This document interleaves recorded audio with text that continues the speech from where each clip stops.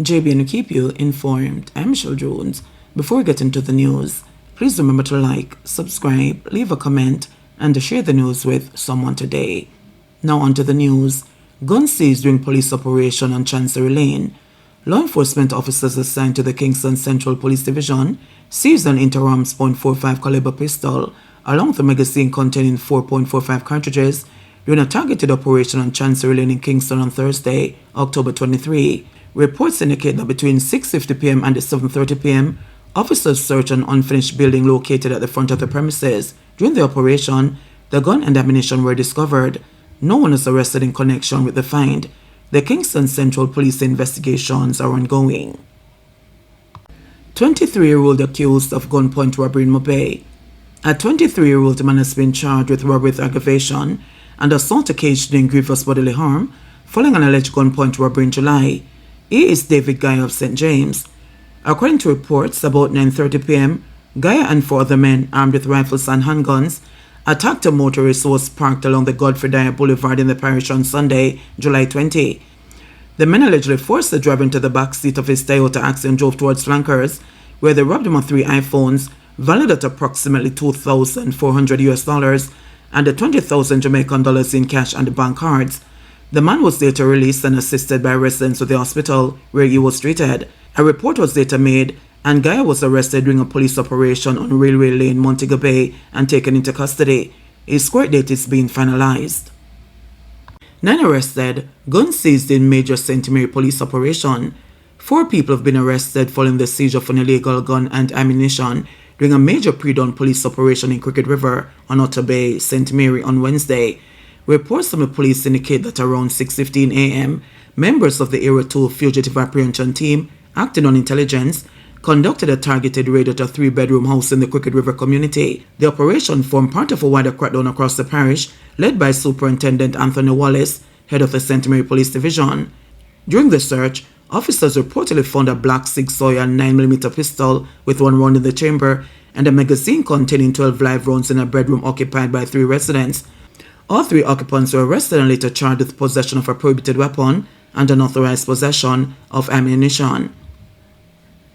Further investigations led to the arrest of a 4th man at a nearby premises. He is suspected of using the gun and was taken into custody on reasonable suspicion of possession of a prohibited weapon. In addition, police arrested 5 other individuals in connection with separate offenses, including possession of identity information, dealing in and trafficking ganja, and possession of an offensive weapon. The large-scale operation, which involved approximately 150 law enforcement officers, is part of an intensified drive to dismantle criminal networks, recover illegal guns, and enhance public safety across St. Mary. Mechanic charged after woman stabbed in Trelawny.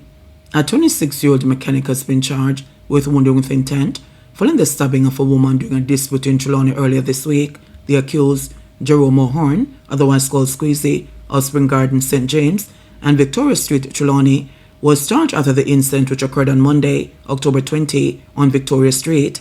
Reports from the Falmouth police were that about 11 p.m., Moore and a woman were at a garage when an argument developed between them. During the altercation, Moore allegedly used a knife to stab the woman in her abdomen, inflicting serious injuries.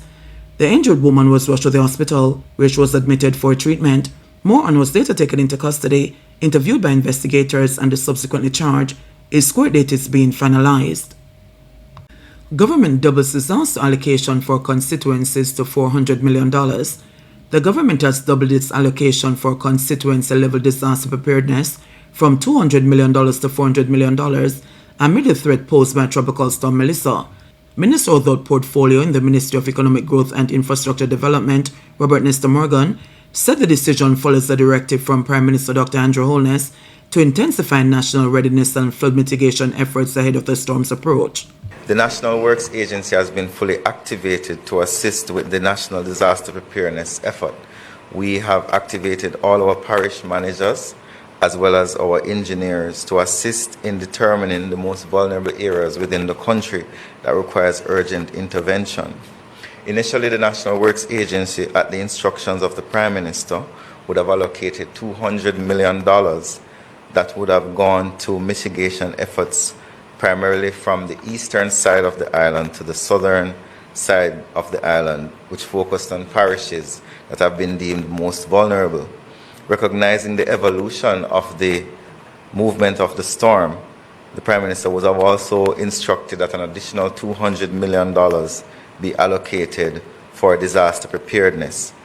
At this point, we can confirm that every constituency across the island has been allocated at least $3 million to aid in their disaster mitigation efforts, led by the National Works Agency in collaboration with members of Parliament and other parties within their geographic areas.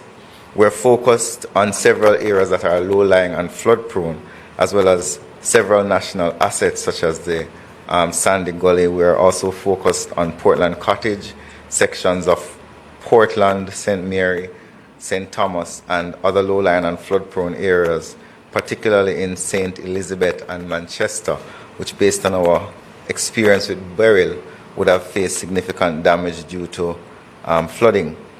Our position now from the National Works Agency and the Works portfolio is to strategically place equipment across the island and engage our local contractors in preparation if there is need for the removal of debris and the clearing of roads.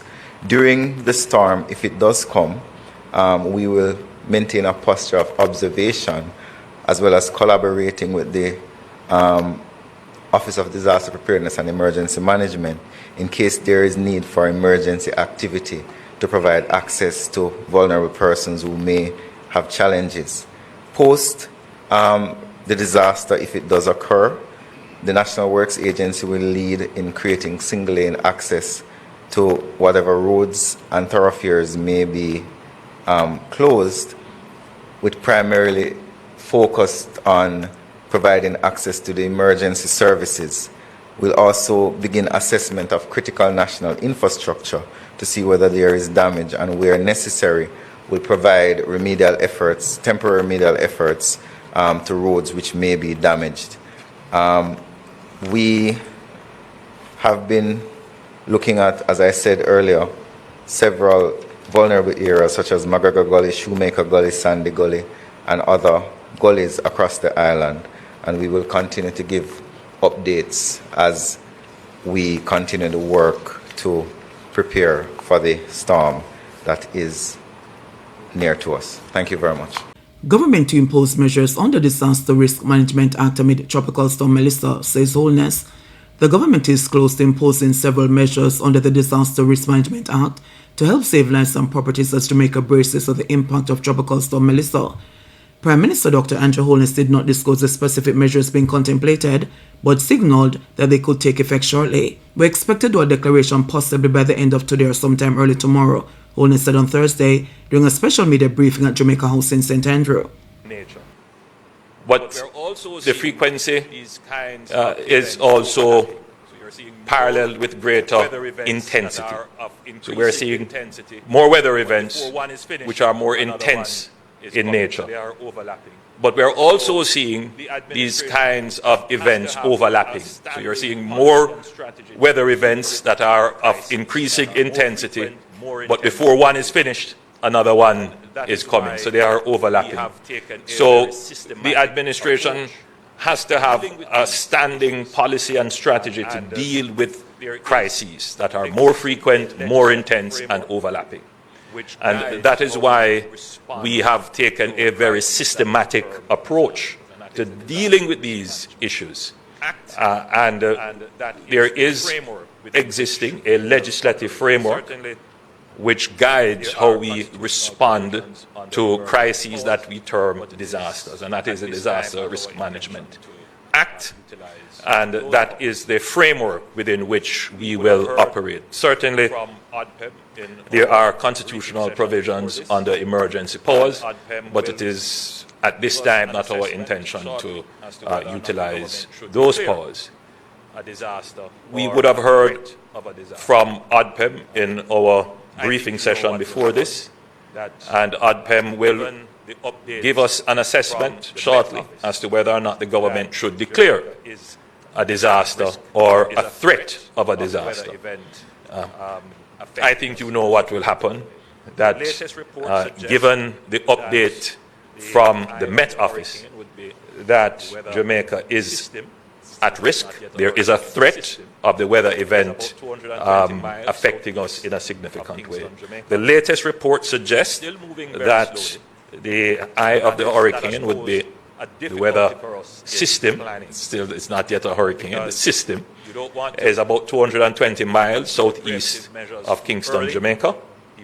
It is still moving very slowly, and that has posed a difficulty for us in planning, because you don't want to put your preemptive measures too early. People get frustrated and say it's not going to come, and then they go back to normal activity, and then it comes. So we've been trying to calculate when to put in the preemptive measures. You would have seen that we gave an early preemptive measure yesterday by suspending schools. And today, I believe it is at 2 p.m. that the public sector will be asked to go home. I suspect the private sector will follow suit. So we're really trying to gauge, and there is a reason why we have to be very careful in engaging. Beryl, when it hit Jamaica, cost us about $57 billion of our 2023 GDP. Will have an impact. And it probably cost us about 0.5% in terms of a reduction in our GDP growth. So it will have an impact. We don't want to exacerbate the impact by taking actions that will reduce commerce, reduce business too early. So it's a real guessing game, and it requires us meeting, analyzing, getting all the data so that we make the right decisions. So I know that there might be some frustration in the public, but bear with us, because we can't make any mistakes with the measures that we put in place. Under the Disaster Risk Management Act, when the orders are proclaimed, which we expect that we will do a declaration possibly the end of today or sometime early tomorrow, the Act will give certain powers that the administration and the various entities that are vested with these powers will use for the protection of life and property. And we ask the public to cooperate. And you can be assured that before any of these measures are taken, there will be consultation with the stakeholders, and there will be adequate public notice so that everyone will know. We do ask for your cooperation.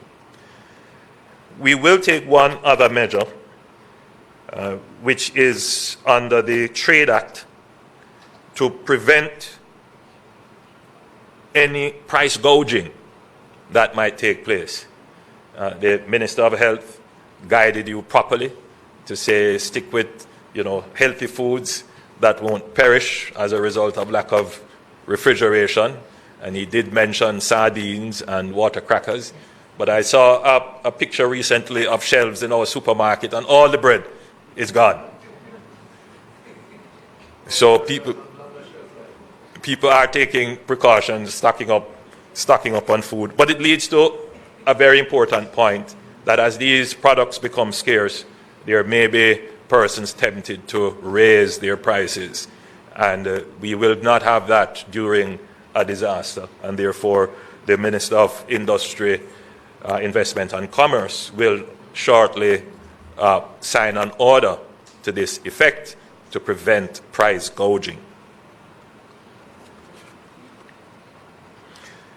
Now, you would have heard extensive reports from Minister Vaz, the JPS, and from Minister Samuda and the NWC, and from the utility companies, that they are projecting that as a result of the experience of Beryl, they will be in a better position. Evidence of that is that I am told that 31 linemen are already in Jamaica, and others are being flown in as we speak. So the intention is to be ahead of the recovery effort should we be impacted in any significant way from this. I am told as well that the necessary precautions have been taken to ensure that telecommunications remain functional.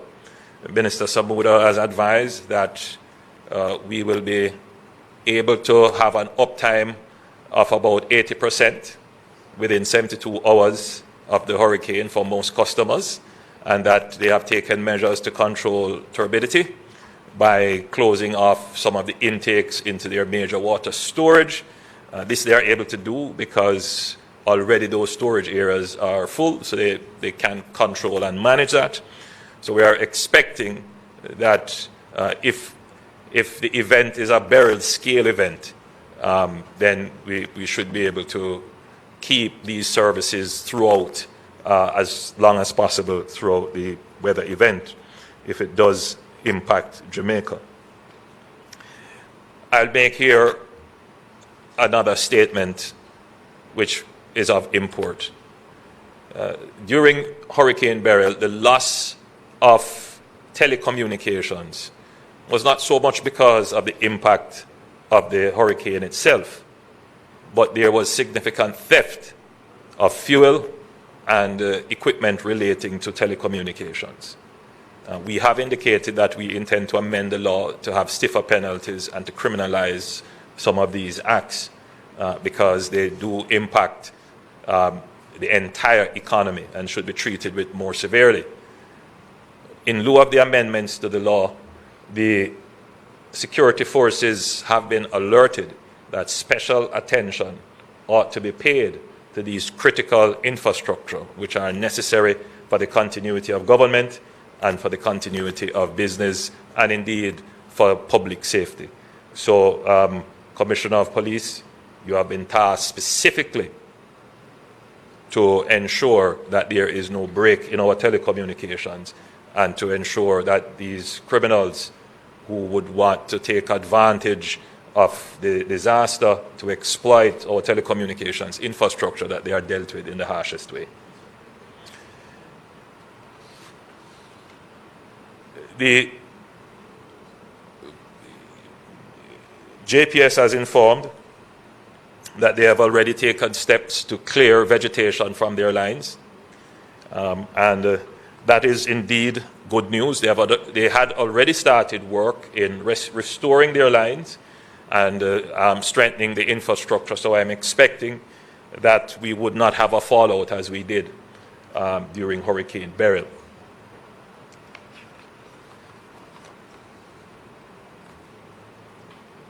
I'm told that Petrojam has made the necessary provisions and has taken the necessary steps to ensure that we would have over 2 weeks of refined products, fuels and other products that we would need, and LPG as well. So during and after the disaster, even if no ships were to come in, we would have at least 2 weeks of supplies.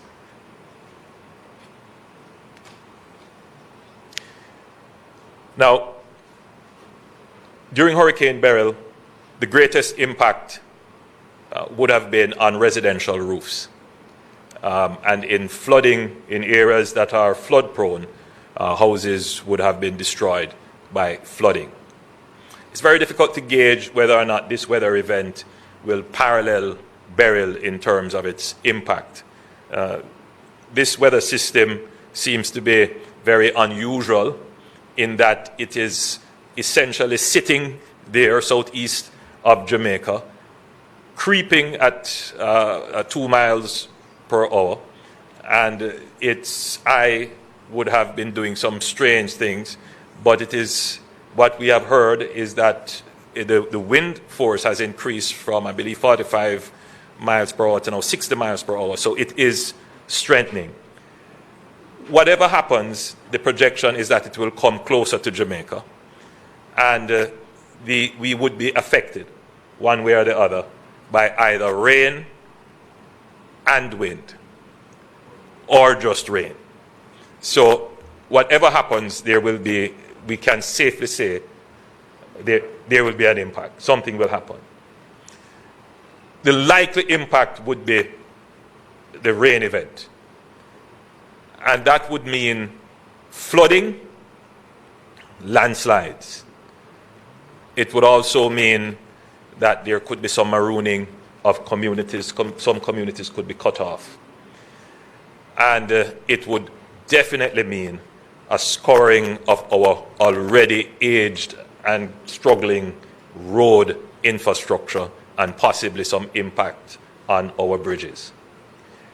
It means, therefore, that households should take precautions in ensuring that whatever work they can do to their roofing to prevent leaks, they should do so.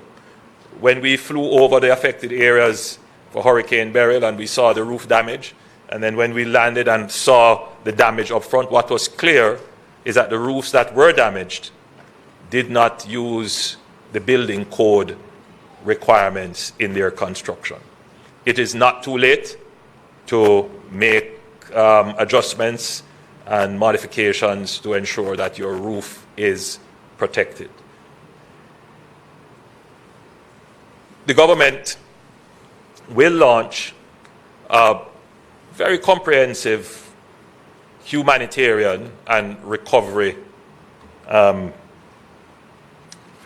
strategy after the event.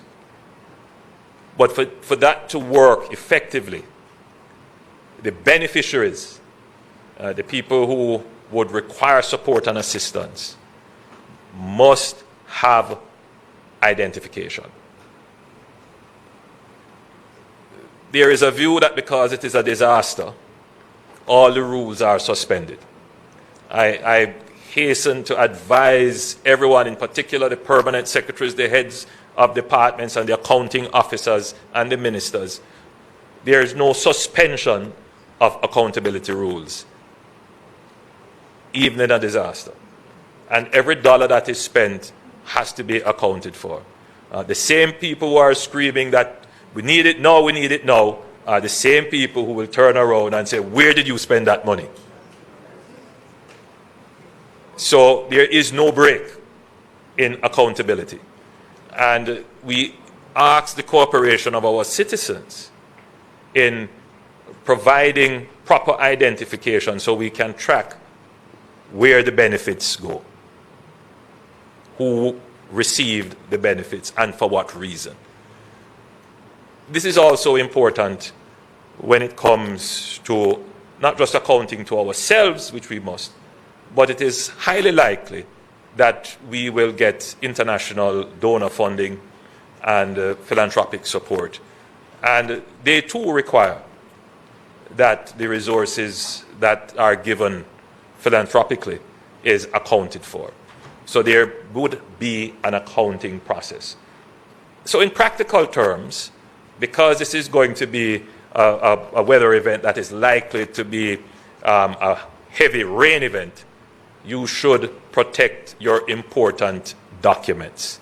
Put them in a Ziploc bag, tie them up in a plastic bag, keep them somewhere safe, because we're going to need to be able to identify you in order to facilitate a very quick recovery process. If you live on gully banks, if you live in river courses, if you live in areas that were flooded during Beryl, expect that this will happen again, that there will be flooding. Take the necessary measures. I have not yet said evacuate, but if we declare a disaster, evacuation orders will be in effect, and that will be, as I said, within another few hours we should be able to declare that. But I'm putting everyone on notice. If you look on the map there, you will see that we have already scoped out the areas that are at risk. We will publish those, and we will call up the names of the communities to say, be prepared, be alert. In terms of transportation for evacuation, the Ministry of Transport is already prepared.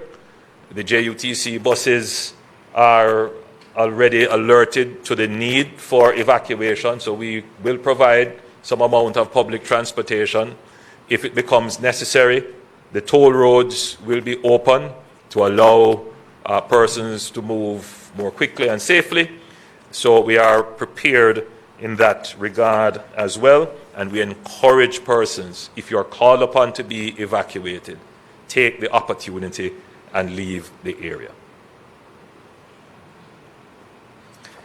I want to say a bit about information. You can't give too much information during a disaster. And this would be now our third press conference on the matter, third or fourth?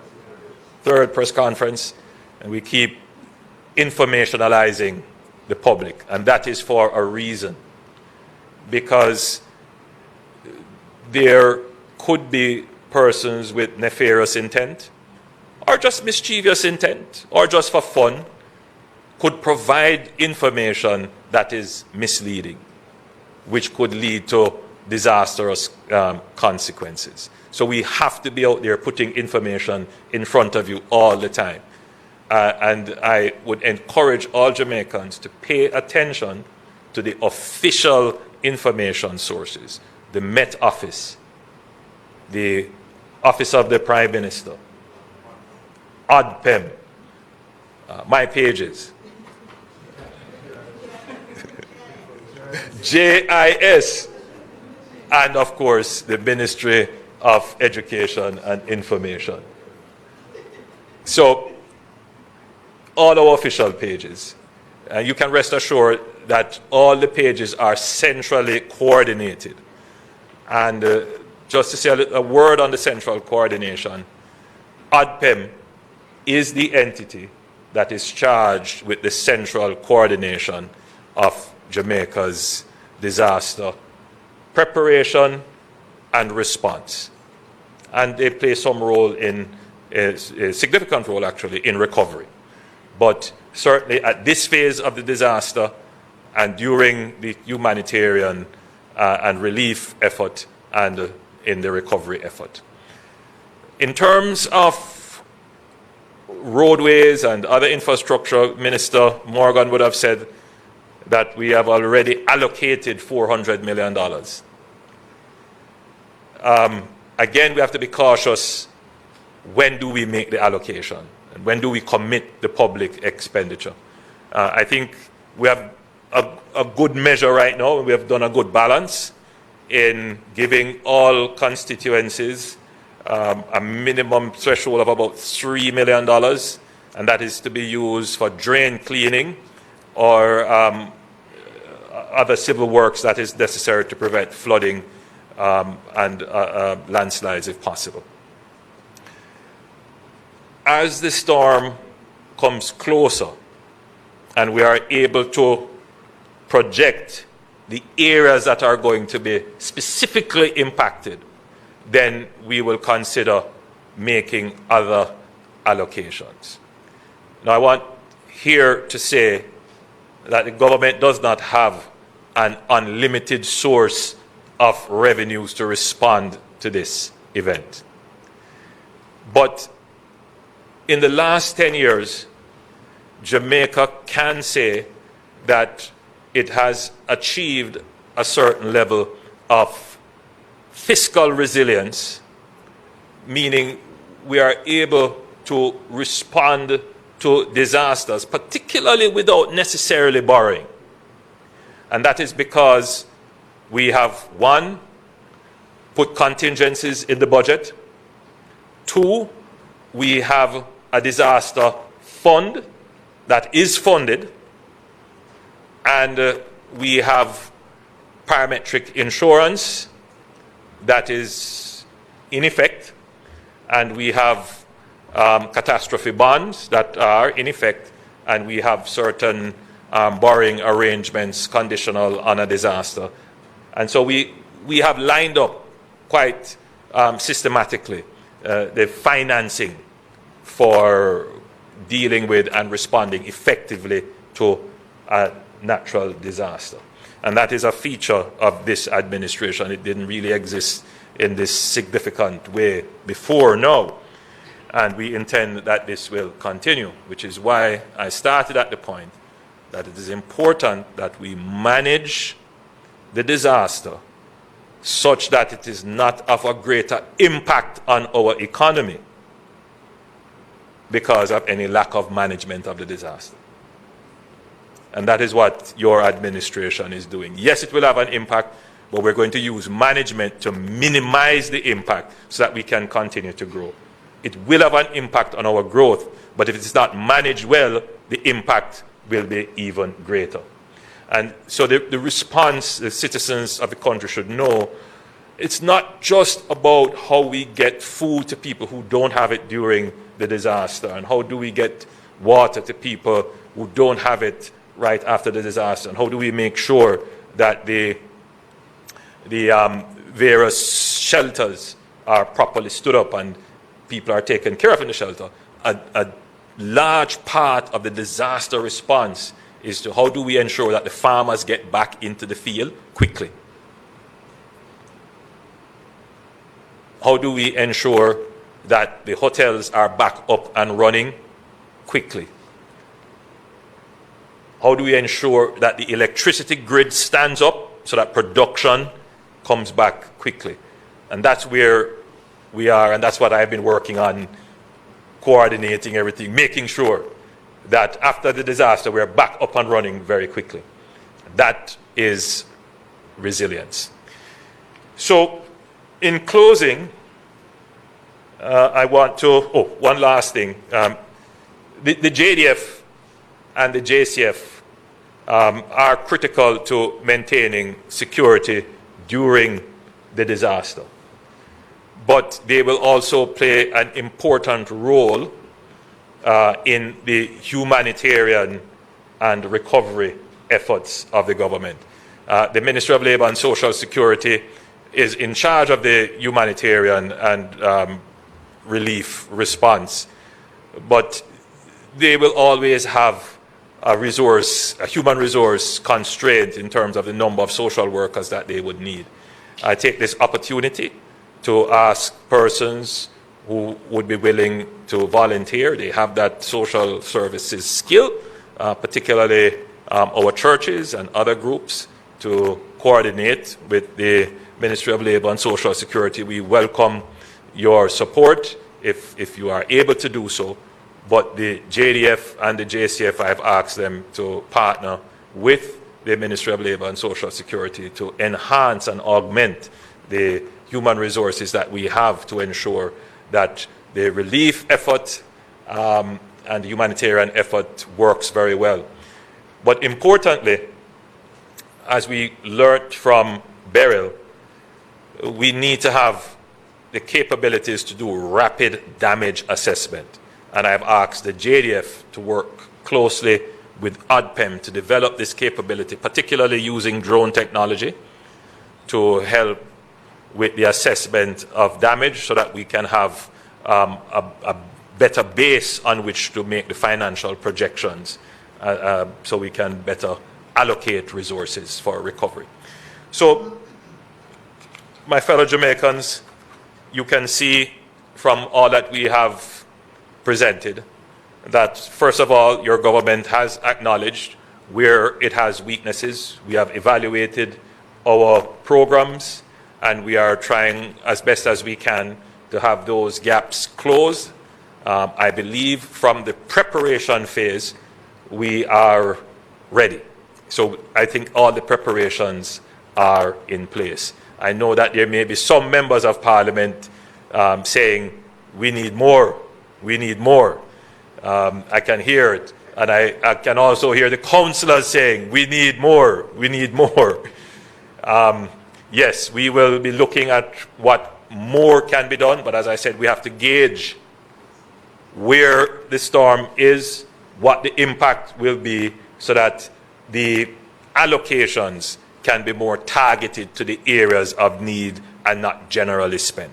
So as soon as we have a better grip on where the allocations need to be focused, then we will make more announcements, and we will inform the members of Parliament and the councillors about what else can be done. So I urge Jamaicans to take this weather threat seriously. You have nothing to lose, even if it doesn't come. Right? So if it doesn't come and you're prepared, fine, you have lost nothing. The greater loss is that if you didn't prepare and it came. Right? And by now, we should have internalized and made it a culture that once it is declared that there is a weather threat, take precautions. Never take it lightly. I encourage all Jamaicans of faith to pray. To pray. We saw Hurricane Matthew, which was almost on a similar trajectory, and that just made a U-turn between Jamaica and Haiti. Who knows? Even though this is now southeast of Jamaica, it may very well pass Jamaica and go elsewhere. So still have faith and keep praying. And secondly, be smart. During burial, I received the terrible news of a youngster, I believe, playing football and running after a ball, fell into a gully and was washed away. I urge all Jamaicans to protect yourself. There's no need to be playing football, no need to be climbing any trees. You have been given enough notice that this weather event is coming and that it could be disastrous. So take all measures to protect yourself. Thirdly, pay attention to the bulletins and the updates. We have given enough information. We have enough platforms. Pay attention to those. Do not take information from sources that are not authoritative or official during this time. And finally, every citizen has a duty to protect your life, obviously, but your property. You can't just wait on the government to come and do it.